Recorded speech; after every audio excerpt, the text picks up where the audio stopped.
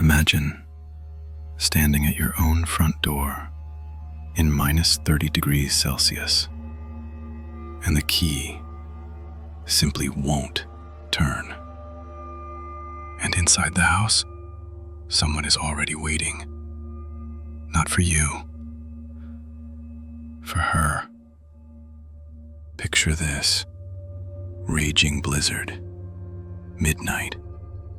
Someone knocks, begging to come in, and his boots are completely clean. Not a flake of snow, not a drop of ice, as if he never walked through this storm at all. You're caught in an avalanche, leg destroyed, blizzard swallowing everything. And then a skier appears out of the white, helps you down the mountain, carries half your weight, then vanishes without leaving a single track in the snow.